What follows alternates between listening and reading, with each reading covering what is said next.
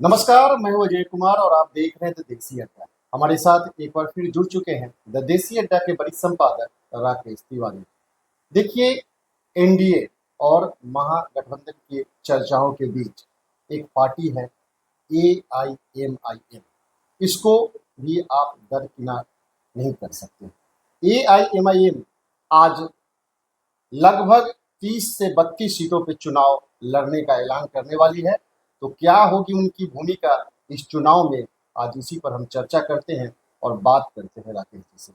Rakesh ji, AIMIM जो ओवैसी की party है, बिहार चुनाव में उनकी क्या भूमिका रहेगी? देखिए, बिहार का समीकरण तो पल पल बदलते रहा है। एक तरफ जन सुराज त्रिकोणीय लड़ाई करने के चक्कर में है, वहीं एआईएमआईएम ने भी अब मतलब बिहार चुनाव में अपनी एंट्री मार दी है और इसके बाद बड़ा अजीब सा माहौल है।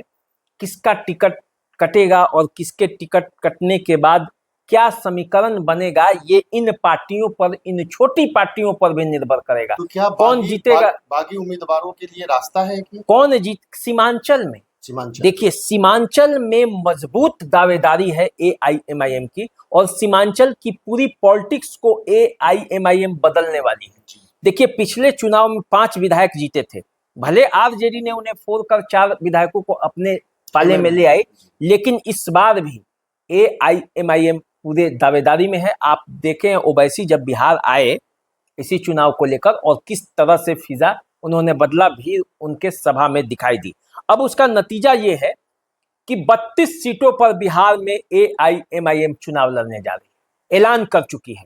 अधिकांश सीटें सीमांचल की हैं, लेकिन कुछ सीटें मध्य बिहार, बिहार की भी, इधर उत्तर बिहार की भी है। मैं आपको बारी बारी से बताने जा रहा हूं कि कौन सी सीटों पर एआईएमआईएम कौन सा खेल करने जा रही है और इससे पूरे बिहार के चुनावी परिदृश्य में क्या अंतर आएगा। महागठबंधन को और आरजेडी को तो तगड़ा नुकसान पहुंचा सकती है, एकदम बिगाड़ सकती है। देखिए, एआईएमआईएम ने आरजेडी के पास और महागठबंधन के पास गुहार लगाई थी कि हमको भी महागठबंधन में शामिल कर लीजिए।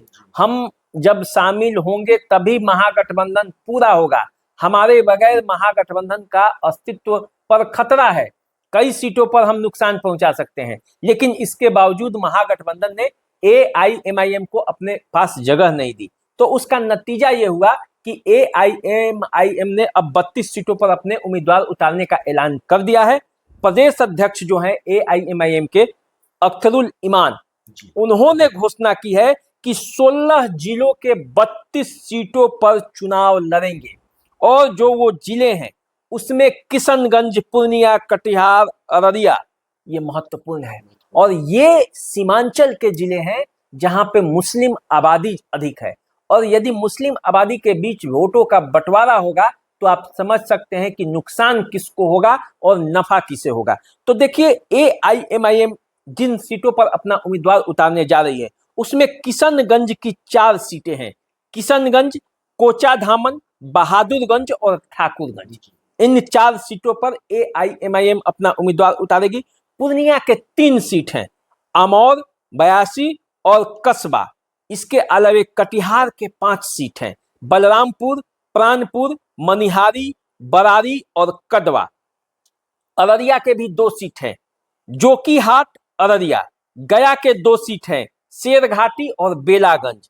पूर्णिया के 2 सीट हैं, पूर्णिया के 2 सीट हैं और दरभंगा के भी कुछ सीट हैं, जैसे जाले, दरभंगा ग्रामीण, केवटी, गौरा, बौराम। तो ये सीटें दरभंगा के हैं। इसके अलावे नवादा जिले के नवादा सीट पर, जमुई जिले के सिकंदरा सीट पर, भागलपुर जिले के नाथनगर सीट पर, सिवान जिले के सिवान सीट पर। अब देखिए, सिवान में अवध बिहारी चौधरी यहां से उम्मीदवार होते हैं और यहां से एआईएमआईएम यदि मुस्लिम उम्मीदवार को ही चुनावी मैदान में उतारेगी, ये तय है। तो आप मान कर चलिए कि माई समीकरण का क्या होगा सिवान में। इसके अलावे समस्तीपुर में कल्याणपुर, सीतामढ़ी में बाजपट्टी, मधुबनी में विस्फी, वैशाली में महुआ और गोपालगंज जिले के 1 सीट पर उम्मीदवार उतारेगी। हो सकता है कि बरौली में उतार दे, क्योंकि बरौली में माना जाता है कि मुस्लिमों की आबादी है। तो आप ये मानकर चलिए कि AIMIM जब इन सीटों पर अपना उम्मीदवार उतारेगी तो खेल तो बदलेगा।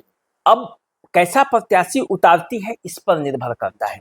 क्या बागियों को मौका दे देगी, क्या वैसे उम्मीदवार को उतारेगी जो महागठबंधन को नुकसान पहुंचा देगा, या वैसे उम्मीदवार उतर जाएंगे जो एनडीए को नुकसान पहुंचाएंगे।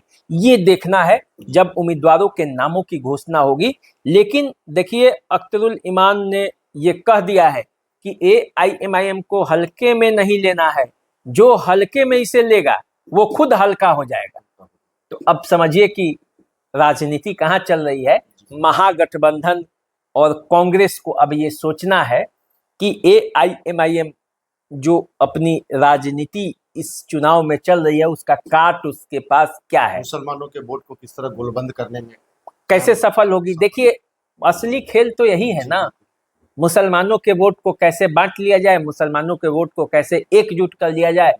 मुसलमान चाहे बाहर में जाए, मैं आपको सही बता रहा हूँ, मुसलमानों की कितनी हिस्सेदारी मिलेगी इसकी चिंता किसी को नहीं। अभी तक ठगे ही जा रहे हैं, ठगे ही जा रहे हैं। वोट सबको चाहिए। अरे जिसको वो वोट नहीं देते हैं, वोट नहीं करते हैं, उससे उनकी मांग भी और भागीदारी भी उसमें नहीं खोजेंगे।